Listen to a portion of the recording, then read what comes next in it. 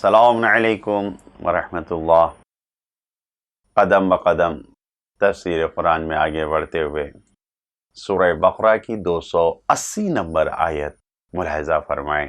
بسم اللہ الرحمن الرحیم وَإِن كَانَ ذُو عُسْرَةٍ فَنَظِرَةٌ إِلَى مَيْسَرَةٍ وَأَن تَصَدَّقُوا خَيْرٌ لَكُمْ إِن كُنتُمْ تَعْلَمُونَ۔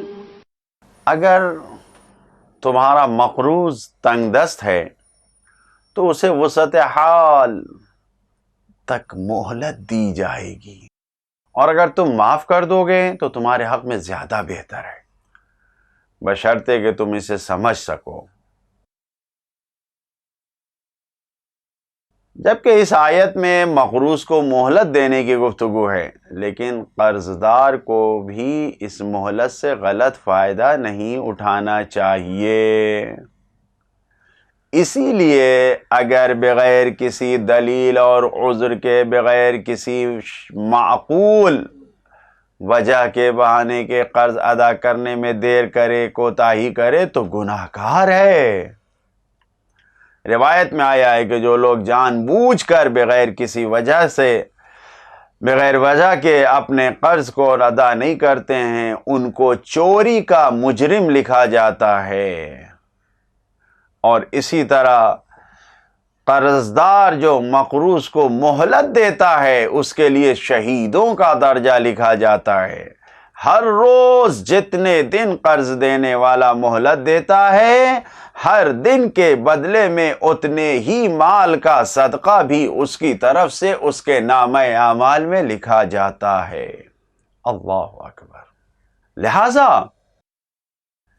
فقہی احکام میں یہ مسئلہ بیان ہوا ہے، جو معذور اور فقیر و نادار مقروض ہیں ان کو جیل میں ڈال دینا، قید میں ڈالنا، قیدی بنانا یہ حرام ہے۔ اگر ایک مقروض واقعاً اپنا قرض نہیں ادا کر سکتا ہے تو اسلامی حکومت کی ذمہ داری ہے کہ اس کے قرض کو ادا کرے، اسے نجات دے، اسے آزاد کرائے۔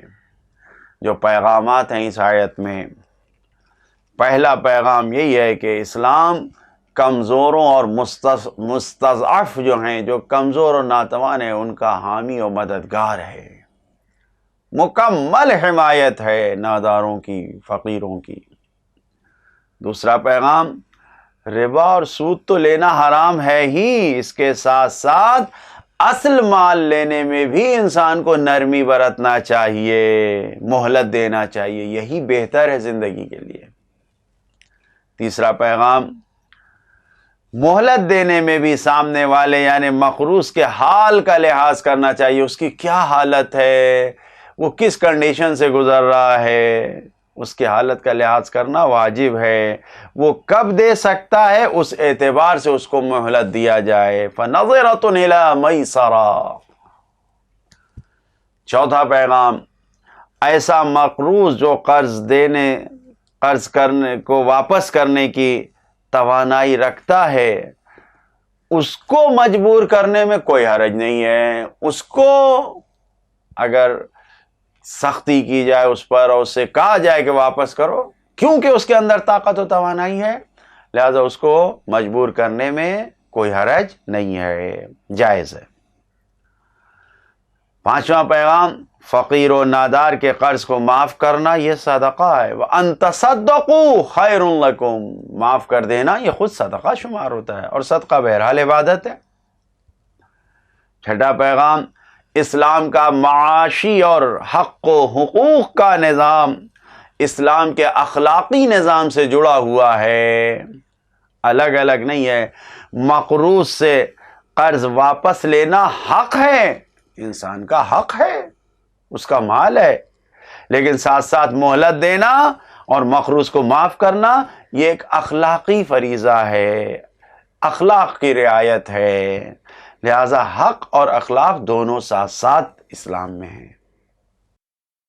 ساتواں پیغام، انسان کا پابند ہونا، محدود ہونا۔ بہرحال انسان کسی نہ کسی پابندیوں میں ہے، اور پھر دوسری طرف سے مال و ثروت سے محبت کرنا، دل لگانا، یہ تو انسان کے دل میں پایا جاتا ہے. یہ سب رکاوٹ بنتے ہیں، یہ سب مانع بنتے ہیں کہ انسان حقیقت کو پا سکے. نہیں پہنچ پاتا انسان حقیقت تک. جو ارزش و اقدار ہیں، جو واقعاً ویلوز ہیں، ویلوز تک انسان نہیں پہنچ پاتا ہے. کمالات کو حاصل نہیں کر پاتا ہے انسان، کیونکہ یہ سب رکاوٹ بن جاتے ہیں.